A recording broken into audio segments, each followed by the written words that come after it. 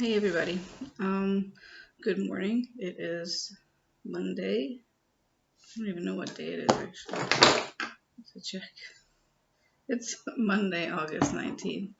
I just wanted to talk a little bit about what it's like being a underhorkishka or being an underhorkishka, working in a retirement home, what we call an elderly boende here in Sweden.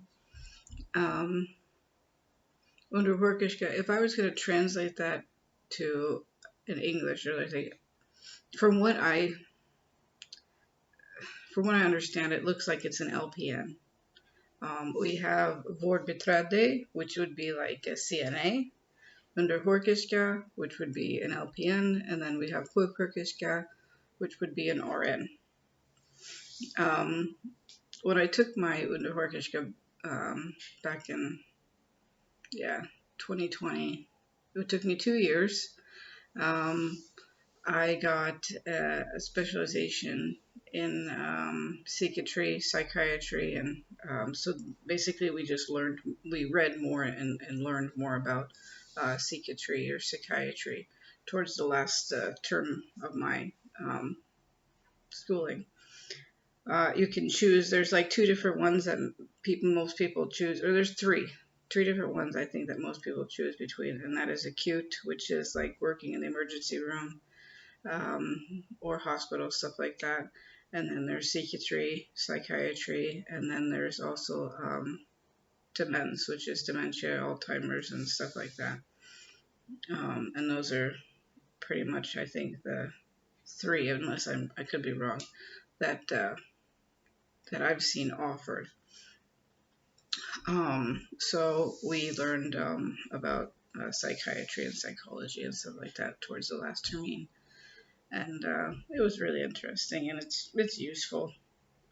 But what I learned in school is one thing, but what I learn on the job is much, much, much, much, much more. Being actually in it every single day. When I start my day, I come to work. I go and I change my clothes into what we call arbetskläder, which is our work uniform, which is scrubs. And I have a locker and everything. I lock all my stuff up. And then I go up on the floor I'm going to be working on.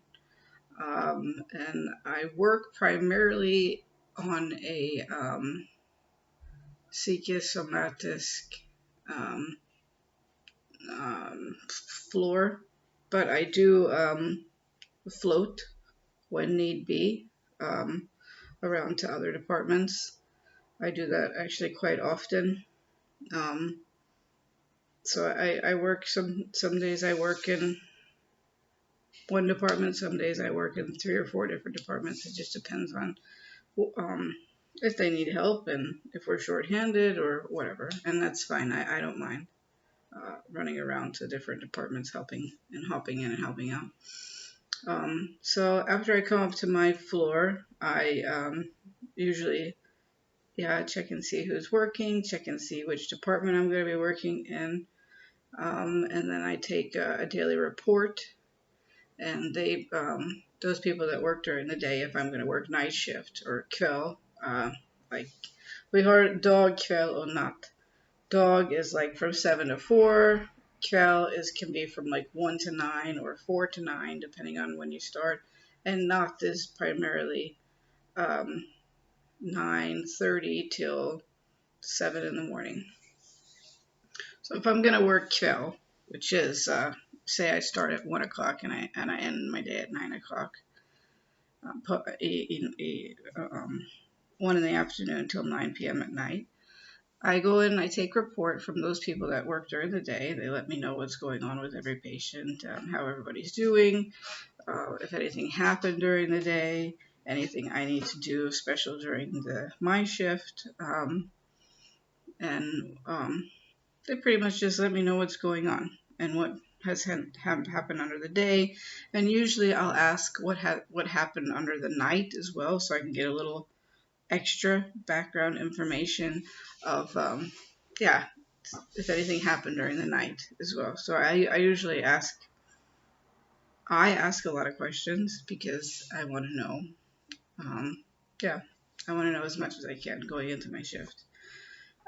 My department is split into two different departments, but we are like one huge department. So usually I'll go and take report from one department, and then I'll go over to the other department and take report from that department as well, because the chances of me what we call lopping, either running between the two, is pretty high. I do that quite often, so I'll take report from both sides so that I can get an understanding of what's going on both sides, so that I can do my job better.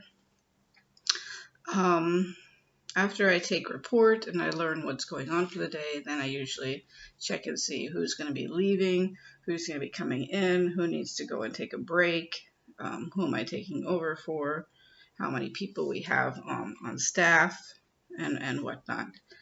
And after I've done that, um, I grab my phone and my keys and my everything I need to start my day. And then I start going doing, yeah, I go do rounds. I go and check on people. I start giving medication if it's that time of the day. I check on patients to see how they're doing, how their day has been. Um, yeah, and that's pretty much what I do in the beginning of my shift. And that's if I'm going to work the Kvell shift, which is like, say, 1 to 9 or 4 to 9. Generally, because I work Heltid, which is 100%, which is full time. My days usually start around 12, 1. I start pretty early in the afternoon and I go a long stretch. For some people that work part-time, maybe they'll start a little later than me. They'll start around 3 or 4 and work till primarily 9:30. But since I work full-time, I generally start first and I start much earlier than them, which is fine. We're living in America. We work full-time a lot of times. Sometimes we have multiple jobs. We have, say, one full-time job and a part-time job, or two part-time jobs. So we're always working. A lot of people, anyways, at least in my generation, we always worked 40 hours or plus per week. So that's what I'm used to. So when I came to Sweden and I learned that you don't usually start off at 40 hours a week or 100%. You generally have to work up to that. That was a little strange for me, but it was okay. Everything was a learning experience. So when I first started, I wasn't at 100%. I think I was around 85%. And then when the time came up and they started asking people if they wanted to increase their percentage, I put my name on the list and said, yeah, absolutely, I'd like to work 100%. And I got that. So that was cool. Not everybody does, because when you work in healthcare, it's a very tough job. It's a very heavy job. It's tough on your body. It's tough on your psyche. So not everybody can work 100% of the time. But because I grew up working always 100% of the time, it's easier for me just to follow the same routine that I had in all my other jobs in America. I was sitting in my kitchen, as you can see. Then I have my favorite cat t-shirt on, my St. Patrick's Day cat t-shirt.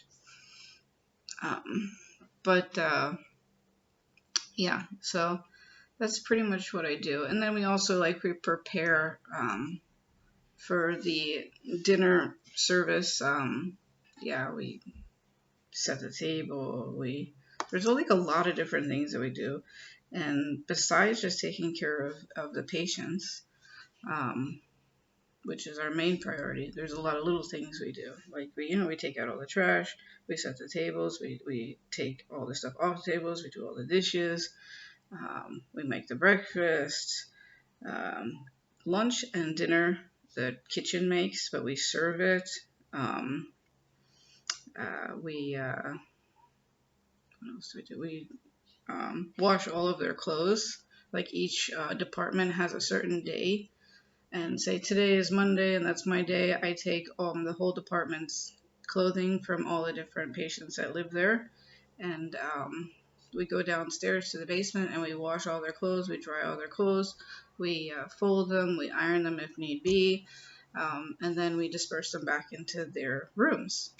Um, During the daytime, when you first come in, that's, I'd say daytime is more busy than the evening time, because daytime we have, that's when we're going to be helping people take showers. We're going to be getting everybody ready for, maybe they have doctor's appointments or places they need to go, so we have to get them ready for that.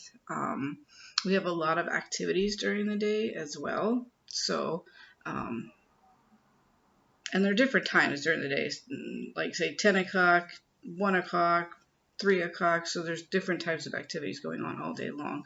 So, and they can choose whichever ones they want to go to, and then we get them ready for those activities so they can go to, and the activities are in-house.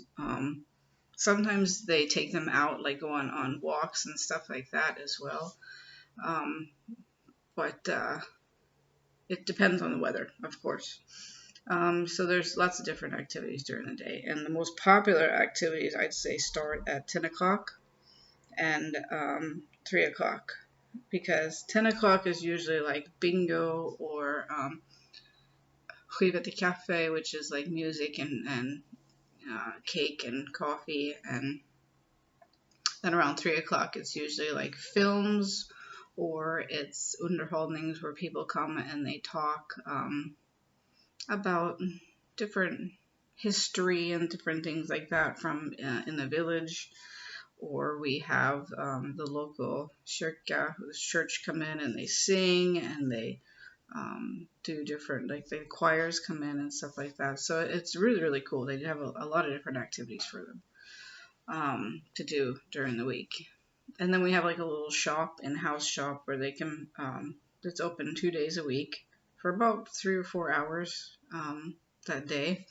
And they can go and they can buy candy, they can buy soda, they can buy chips, they can buy toiletry items, they can put in orders if, say, there's something there that or something they specifically want, but it's not offered there, then 9 times out of 10 she'll go out and she'll find it and she'll buy it and then she'll bring it back, and then then they can have that item, whatever they're specifically looking for. So it's interesting.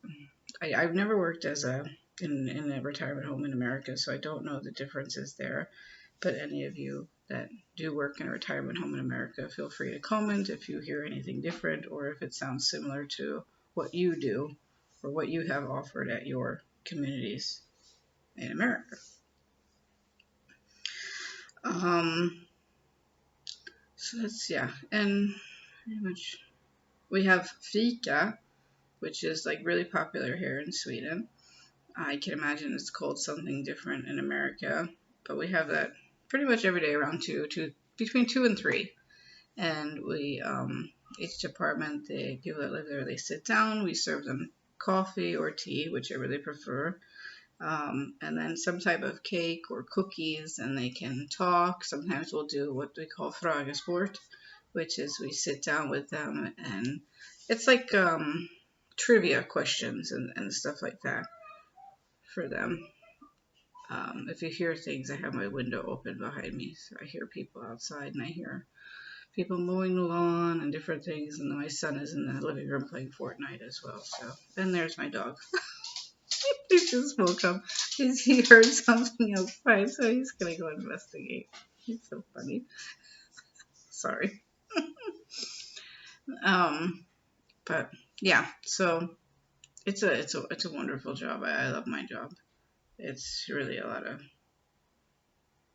it's a meaningful job, and I really feel like I'm making a difference in their lives when I come in and I help them with those things that they can't do for themselves anymore, or they have a hard time doing those things for themselves, or they have pain, or they just work it in, they can't do it, and we're there to help them get through their day the best way possible. And yeah, I love it. I love my job. I look at every patient as if they're my, or I treat them as if they're my mom or my dad or my grandma, grandpa. I treat them all with love and respect, and I'm compassionate, and I feel like every nurse should be the same way. We should all treat them with love and respect and compassion, and just take care of them the absolute best we can and give 100% of ourselves to them because that's our job and they deserve that.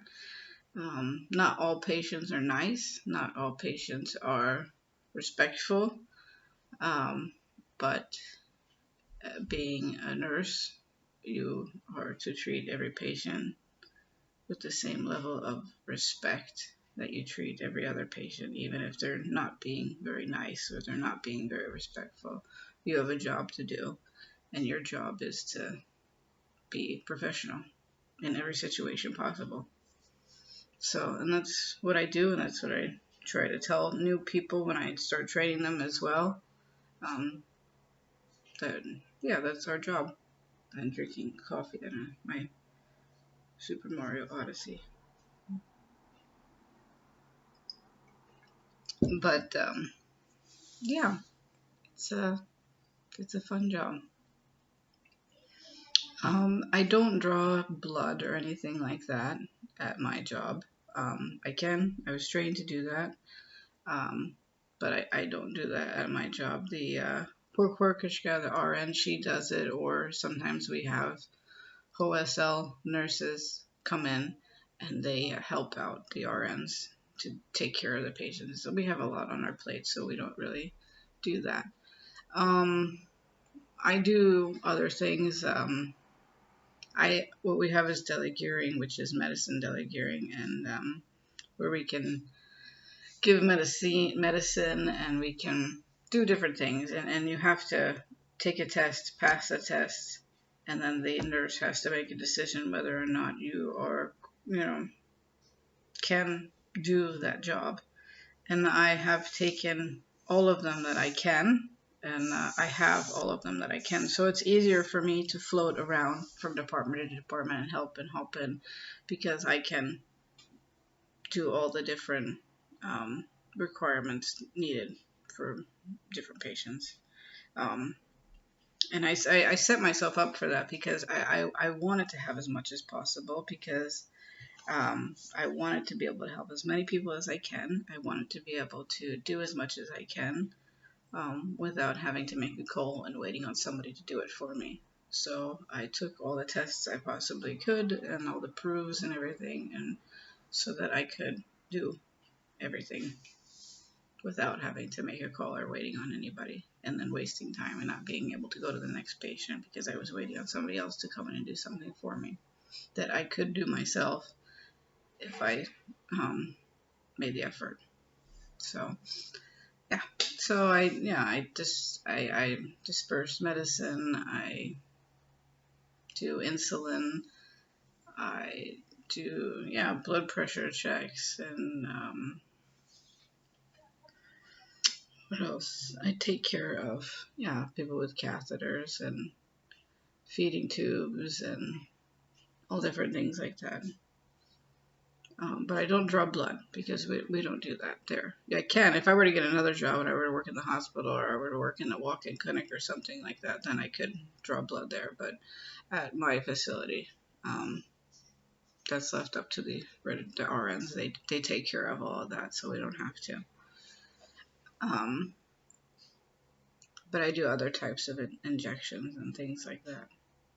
Um, so yeah, it's meaningful. I help with different types of. Here comes Beardy. Is there anybody out there, Beardy? Hmm? Did you see anybody? Little erector. Did you see anybody? Hmm? Is anybody out there? Yeah, he's a good guard dog. He's a good boy. But yeah, I don't know what else to say. I'm kind of at a loss for words at this point, so I should probably end my video. But I just want to thank everybody for watching. And if you have any questions or comments, leave them below. I'll be happy to do my best to answer them for you. Um, if you have any, yeah, if you could tell me anything about what it's like to work in a retirement home in America and what it's like for you, feel free to leave that too, and we can discuss that. I think that'd be really interesting too, for some feedback on what it's like to work at a retirement home in America. Maybe I'll get that chance one day. I don't know, if we move back to the United States. So we'll see. But thank you so much for watching. I hope you have a wonderful rest of your Monday, a wonderful rest of your week. Yeah, bye.